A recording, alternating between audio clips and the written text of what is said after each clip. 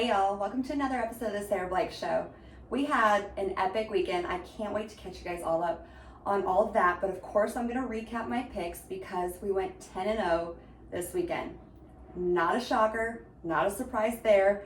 Those of you that have followed me for a long time know that's just the expectation, and that's what you're accustomed to. Recapping the weekend, we had such an amazing time at Rooster's Bar and Grill in Oklahoma, in Norman.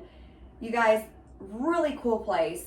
Absolutely just one of the coolest sports bars I think I've been in. I loved the whole OU neon sign on top of the bar.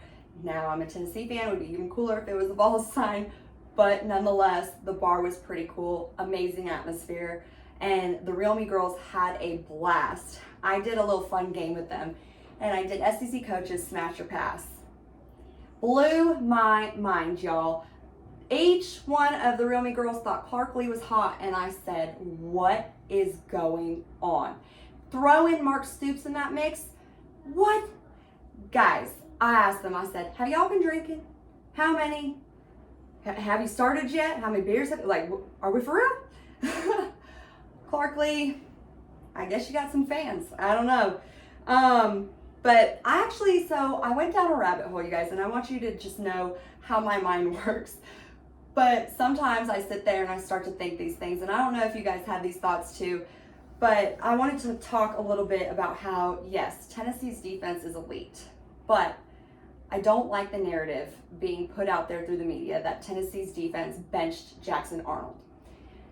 Reason being, he had a tough time in the game before us, and then he also had a tough time with Houston. So to think that Oklahoma wasn't already aware that there were issues there is absolutely insane. They knew, they were just waiting for a reason to put in their freshman QB. I got to thinking about Oklahoma and Oklahoma's success with quarterbacks and things of that nature, and then I remembered, oh, Spencer Rattler was there. And then I started to make the connection, and I was like, I wonder if there's a connection there with Spencer Rattler and Jackson Arnold, and then there wasn't. So then I'm like, okay, let's take a deeper dive in this. And I kept going and kept thinking about this because, you know, having a 5-star recruit QB, he's ranked this high. I hate stats. I hate when people look at it and they blame the kid, you know, and then they start saying things like, oh, he's rated too high, he sucks, he's this, that, and the other. Where there's so many variables that go into that. And not to mention the media just going after him and saying, you know, Tennessee's defense benched him. Like, come on, I could have a Mike Gundy moment right now. Just like if you have a horrible offensive line, of course, it's going to be a lot harder for your quarterback and it's going to affect him. But it's just like Will Levis at this point. Jackson Arnold could go to Kentucky, he could start, he could play, and then everybody kind of forgets who he is because he's not going to do something that's completely and totally epic. If you want to make a comparison, I would compare it to maybe Jordan Rodgers or Will Levis, but he is a serviceable quarterback. I think that if Jackson Arnold had been recruited by Nick Saban, he could have went into, you know, to a Nicky team and played for Alabama, won a championship because Nick Saban spent his time with recruiting in fat boys' living rooms. So it's a little bit different of a structure, and it offers, you know, success to the quarterbacks. Nick Saban doesn't want to put a quarterback in a situation. Jalen Milroe, for example, he doesn't make good decisions when he's pressured, but his athleticism is top notch. So he puts him in a situation where he doesn't have to make those decisions. He's got a line that protects him and it gives him enough time to complete a play. Sticking with that offensive mindset, I go into Nico. I go into how we played our game, and I've heard a lot of Oklahoma fans say, well, we almost caught up to you guys. And you know, any fan who has ever played football or any guy with a football IQ knows that that isn't what happened in this game. Josh played it the way he wanted to, and they had a strategy. You can tell by the second half when our whole entire scheme changed, the defense wasn't playing the same as they were. It was because we slowed down. We knew that our strategy had worked and they didn't have enough time to do anything. So we just run the clock out, make sure that, you know, who cares if they score a couple touchdowns? It's still not enough to catch up to us. And he's not trying to run the scoreboard up. That's not how Josh operates, and that's pretty smart. Nico's a game manager, and if you guys know, Greg McElroy won a championship being a game manager, and we've got Morgan Wallen, we got Peyton suiting up. Like, things are good as a Vol fan right now, and you guys know that I'm a diehard, you know, ride or die for my team. So I drove 16 hours to be in Norman, and experience that as an opposing fan. And I have nothing but good things to say about their fan base. I have nothing but good things to say about the entire experience. I did put my report card out and I did grade them with a C, but I want to touch on a lot of the positive points because you guys, Vols fans, when they come to Knoxville next year, it is your duty to be completely hospitable, to show them the same love that they showed us and show them a good time. The things I didn't like about, the atmosphere at OU was that I like having Stir the Pearl. It's like a party atmosphere. It keeps the energy up, and they didn't really have that.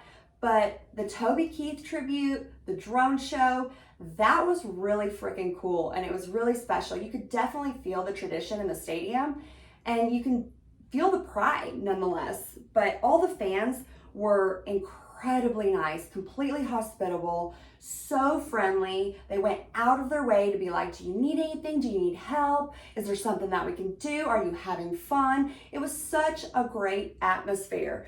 The stadium itself was really, really cool.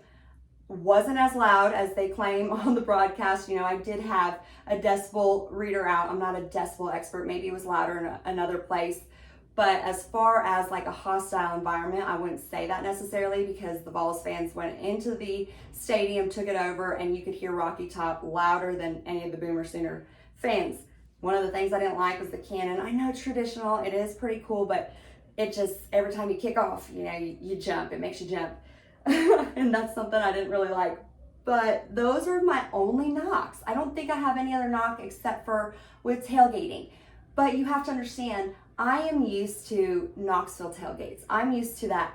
Everybody's close, tight-knit. Everybody is forced into the same spot, and it makes it such a community, family-oriented tailgate. Whereas in Norman, everything is spread out. And I mean, you are walking. I'd compare it to Kansas. Lawrence, Kansas, where the University of Kansas is. It was spread out when you tailgate out there. They've got Mash Street, really cool bars, which I would say is kind of like where Roosters was. It was a really cool area. And then they've got another little corner area with some bars that was really, really busy. We got Jimmy John's, so I had to go in there and get a sandwiches for our Real Meat tailgate. That's what we had at our tailgate, was the Jimmy John's, and it was really, really fun, really good. It was such a success. Real Meat girls had a blast. I mean, you guys, it was the first time I have ever chugged a beer off of a cowboy hat. And that video is viral. It's like at 2.5 million views, which is absolutely crazy, but it was one of the most fun times that I've ever had tailgating. I would like to see, them amp up their tailgate a little bit, maybe the atmosphere in there, get a little DJ and make it a little bit more fun, but that's just because I'm always wanting to have, take it to the next level and have the most amazing time ever and party. Because I'm always with my kids and that's my opportunity. I'm like, all right, let's turn up, let's have fun.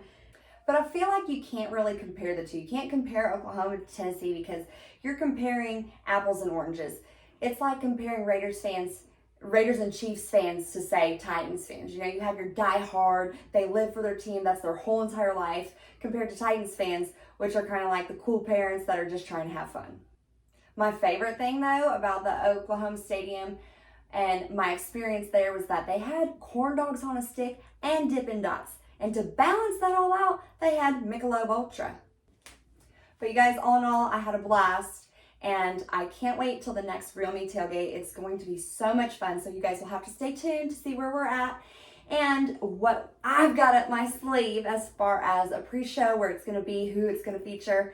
I'm really excited. So make sure you guys tune in, like, subscribe, comment below, and I will see you this week for our pre-show weekend.